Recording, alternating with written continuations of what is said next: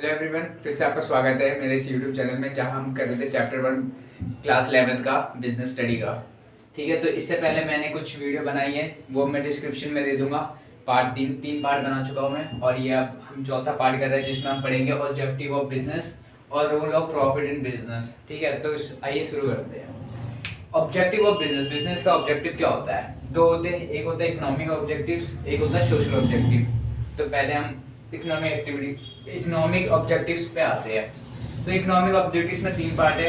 पहला है profit earning, survival और ग्रोथ। प्रॉफिट अर्निंग का मतलब होता है कि आपको प्रॉफिट इतना अर्न करना है। देखिए, इकोनॉमिक ऑब्जेक्टिव में जो प्रॉफिट अर्निंग का मतलब ये होता है कि हर बिजनेस, अगर आप कोई भी बिजनेस स्टार्ट करते हो, हर बिजनेस का यही मोटिव होता है कि वो प्रॉफिट अर्न करे। क्यों अर्न करे? ताकि वो अपने जो कॉस्ट, जो उसके एक्सपेंसेस है, जो उसके एक्सपेंसेस है, उसकी कॉस्ट को क्या कर सके, वो कवर कर सके। ठीक है, इसलिए उसे प्रॉफिट अर्निंग करना पड़ता है। सेकेंड है सर्वाइवल। सर्वाइवल मतलब इतना, कम से कम इतनी प्रॉफिट अर्न कर ले कि वो सर्वाइव कर पाए। ऐसा तो नहीं कि आपने बिजनेस स्टार्ट किया और आप कल ही बंद कर दोगे, नहीं, ऐसा तो होने वाला नहीं है। क्योंकि हम अगर बिजनेस स्टार्ट कर दे तो हमारे माइंड में ये होता है कि उस बिजनेस को हम एक लॉन्ग रन में लेके जाएंगे, एक लॉन्ग रन में काफी टाइम पीरियड बाद शायद बंद करना करेंगे। बट हम ये नहीं कभी सोचते कि आज स्टार्ट किया तो कल बंद करेंगे। तो इसलिए हमें क्या करना होता है? सर्वाइवल। ग्रोथ, ग्रोथ सबसे जो मेन आता है इकोनॉमिक ऑब्जेक्टिव का, वो है ग्रोथ। ग्रोथ करना कि अगर आप लगता है, ठीक है, आपके मन में यही होता है, क्या कहते हैं, अगर हमने बिजनेस स्टार्ट किया तो काफी लॉन्ग रन तक लेके जाना है, तो हमें ग्रोथ भी करना है। प्रॉफिट कमाना ही इतना सफिशिएंट नहीं है, प्रॉफिट के साथ साथ हमें क्या करना है? ग्रोथ करना। तो ग्रोथ करने के बहुत सारे तरीके हैं जिससे हमें पता चलता है कि हमारी बिजनेस क्या कर रही है, ग्रोथ कर रही है। जैसे इंक्रीज इन सेल, सेल्स में बढ़ना है, इंक्रीज हो रहा है, सेल आपका बढ़ते जा रहा है। Increase in number of employees, आपके एम्प्लॉयज जो है, आपके वर्कर्स जो है वो बढ़ रहे हैं। ठीक है, अगर एम्प्लॉयज बढ़ रहे थे इसका मतलब क्या है कि आपका बिजनेस एक्सपांड होते जा रहा है, आपकी मार्केट में क्या डिमांड होते जा रही है।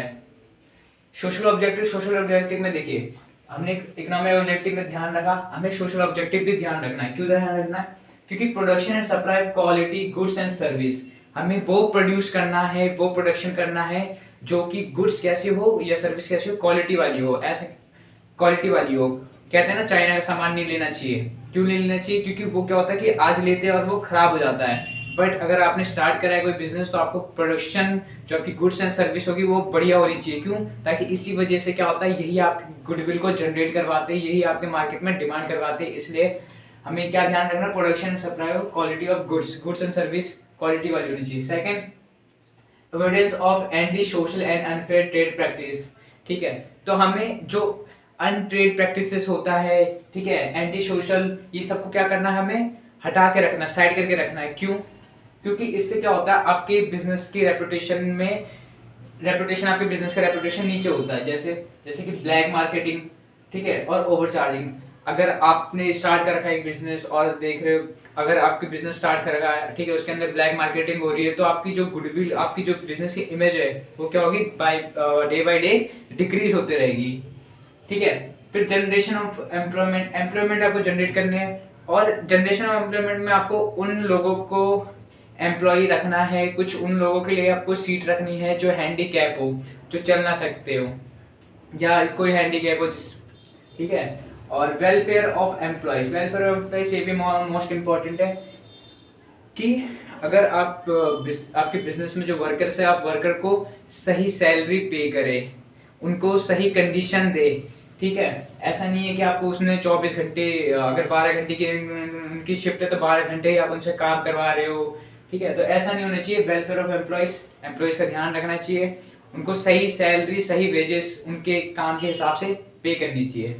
तो ये थे ऑब्जेक्टिव 2। आगे बढ़ते हैं, role of profit in business. तो प्रॉफिट का बिजनेस में क्या रोल है? ठीक है, तो source of income from a business person, कोई भी बिजनेस पर्सन है, उसका जो इनकम होता है, इनकम का जो सोर्स है वो क्या है? प्रॉफिट है। ठीक है, अगर आपने कोई बिजनेस स्टार्ट करा है, ठीक है, अब और आपने कैपिटल लगाया है बिजनेस में, तो आप क्या चाहोगे कि मेरे पे जितने आपने एक्सपेंस किया है, एक्सपेंस से ज्यादा क्या आना चाहिए? इनकम आनी चाहिए। क्योंकि अगर एक्सपेंस जितना आपने खर्चा किया उससे ज्यादा इनकम आएगा, तभी आपके पास वो प्रॉफिट आएगा, वही प्रॉफिट आपका क्या होगा? इनकम होगा। तो बिजनेसमैन के लिए इनकम क्या होता है? उसका प्रॉफिट ही इनकम होता है। Second, source of fund for meeting expenses requirement. ठीक है, प्रॉफिट का एक और सबसे बड़ा रोल ये है कि आपके पास प्रॉफिट इसलिए आने चाहिए, इसका रोल इसलिए है क्योंकि ये क्या करता है, आपके जो एक्सपेंसेस होते हैं, जो आपके खर्चे होते हैं, उस खर्चे को क्या करता है, ये कम करवाता है। ठीक है, indication of efficient working of business. ठीक है, और प्रॉफिट का ये होता है कि ये आपको एक बताता, आपको एक इंडिकेट करता है कि हाँ, कि अब आप एफिशिएंटली आपका बिजनेस काम कर रहा है। मतलब कि अगर आप इस महीने अच्छा खासा प्रॉफिट कमा रहे हो, हर महीने प्रॉफिट अच्छा कमा रहे हो, तो मतलब कि जो आपकी मैनेजमेंट है, जो आपने प्लान बना रखे, वो जो आप प्लान फॉलो कर रहे हो बिजनेस के लिए कि हाँ यहाँ ऐसे ऐसे करके मुझे सेल करना है, ये करके मुझे सेल करना है, तो वो इफिशिएंटली काम कर रहा है। अगर आप हर महीने लॉस कर रहे हो तो फिर आप उसमें ध्यान दोगे, आप उसमें ढूंढोगे कि हाँ क्यों नहीं मेरा काम कर रहा है, क्या एफिशिएंटली क्या नहीं है। ठीक है, फोर्थ है reward for risk taking. Reward for risk taking का मतलब होता है कि आपने जो रिस्क लिया है, आपने बिजनेस स्टार्ट किया, इस महीने आपने इतने पैसे लगाए, आपने इधर उधर जाके सेल करने की कोशिश करी, एडवर्टाइजमेंट किया, वो जो रिवॉर्ड आपको ये तो पता चलनी चाहिए, जो मैंने रिस्क लिया उसका रिवॉर्ड क्या मिला, तो उसका रिवॉर्ड कैसे मिलता है, प्रॉफिट के थ्रू मिलता है। आपने एडवर्टाइजमेंट किया, अलग अलग जगह पैम्पलेट बंटवाए, ठीक है, उससे आपका सेल काफी बढ़ गया, उससे आपको बहुत प्रॉफिट हुआ, तो ये आपको पता चला कि हाँ मैंने जो रिस्क लिया वो सही था और इसका रिवॉर्ड मुझे मिल गया।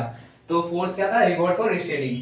फिफ्थ है builds up reputation of business per day. जैसे जैसे आपका सेल्स इंक्रीज होते जाएगा, जैसे जैसे आपको प्रॉफिट मिलते जाएगा, कैसे उसी तरह क्या होता है, आपका रेपुटेशन बढ़ते जाएगा। कैसे रेपुटेशन बढ़ते जाएगा, मान लीजिए आपकी प्रॉफिट, आपकी कंपनी हर महीने, आपकी बिजनेस जो आपने बिजनेस स्टार्ट कर रखा है, या वो हर महीने क्या कर रहा है, हर महीने इंक्रीज, आपका हर महीने मतलब प्रॉफिट इंक्रीज होते जा रहा है, बाय हर महीने इंक्रीज हो रहा है, थोड़ा थोड़ा थोड़ा करके इंक्रीज हो रहा है।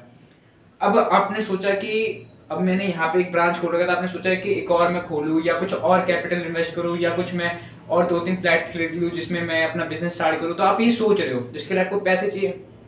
अब पैसे चाहिए तो आप बैंक वालों के पास जाओगे, तो बैंक वाले को क्या बोलोगे, वो ऐसे तो देंगे नहीं, तो बैंक वाले क्या करेंगे, वो आपका चेक करेंगे, हाँ पर मंथ कितनी आपकी प्रॉफिट बढ़ रही है, तो इस हिसाब से क्या करेंगे, वो आपका रेपुटेशन बढ़ता है, जिस वजह से आपको लोन लेने में आसानी होती है। तो फिफ्थ जो है सबसे बड़ा और फिफ्थ जो है सबसे इंपॉर्टेंट है, builds up reputation of business. जो प्रॉफिट होता है वो क्या करता है, सबसे जो इसका इंपॉर्टेंट रोल क्या है कि हमारे बिजनेस की रेपुटेशन बढ़ाता है।